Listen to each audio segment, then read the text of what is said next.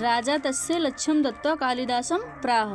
राजा ने उसे 1 लाख मुद्राएं देते हुए कहा, कालिदास से कहा, सखे मतलब मित्र, त्वमपि प्रभातम वर्णय इति, तुम भी अब प्रभात का वर्णन करो। राजा तस्य लक्ष्यम दत्त्वा कालिदासम प्राह सखे। राजा ने उसे 1 लाख मुद्राएं देते हुए कहा कि हे सखे, अब मतलब हे मित्र, अब तुम भी प्रभात का वर्णन करो। ततः कालिदासः प्राह, तब कालिदास ने कहा, अभूत प्राची पिंगा रसपतिरो प्राप्यम कनकम। मतलब कालिदास ने कहा कि वो अभूत प्राची पिंगा यानी पूर्व दिशा पारे की तरह पीली हो गई है। पर पूर्व दिशा इस तरह पीली हो गई है जैसे सोने के संयोग से पारा पीला हो जाता है। ठीक है। अभूत प्राची पिंगा रसपतिरो प्राप्यम कनकम। अभूत प्राची पिंगा यानी कि पूर्व दिशा इस तरह पीली हो गई है जैसे सोने के संयोग से क्या पीला हो जाता है, पारा पीला हो जाता है। गतत छाय चोचंद्रो बुध जन यु ग्राम सदस्य। और चंद्रमा इस प्रकार कांतिहीन हो गया है जैसे गंवार की सभा में बुद्धिमान व्यक्ति। जैसे अगर मान लो कि 100 गंवार लोग बैठे हैं, वहाँ पे अगर एक विद्वान है तो उसकी बात कोई नहीं मानेगा ना।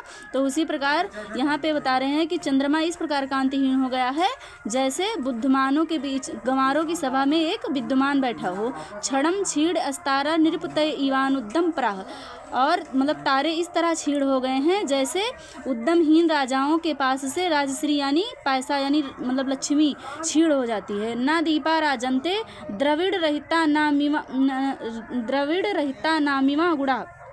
और मतलब कि उस जैसे कि जो दीपक होते हैं मतलब दीपक इसी प्रकार शोभा नहीं दे पाते हैं जैसे कि मतलब कि धनहीन व्यक्ति का गुड़।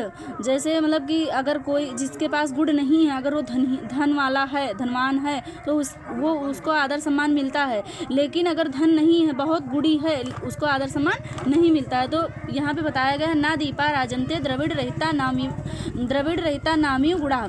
यानी कि दीपक यहाँ पर इसी प्रकार शोभा नहीं दे पाते हैं जैसे धनहीन व्यक्ति का गुड़ शोभा नहीं देता है।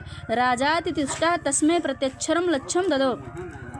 राजा ने उसके मतलब संतुष्ट होकर उसके जो जितने भी अक्षर बोले थे उसने उसके सारे अक्षर पर 1 लाख मुद्राएं दे दी। ठीक है। आई होप कि आप लोगों को समझ में आया होगा और ये आपके पेपर में ज़रूर से ज़रूर पूछा जाएगा।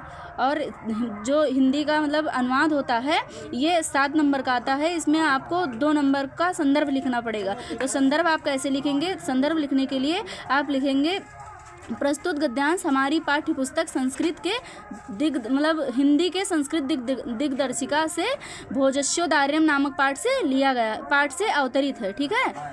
और उसके बाद में आप अनुवाद डालेंगे और उसके बाद में इसका अनुवाद करेंगे।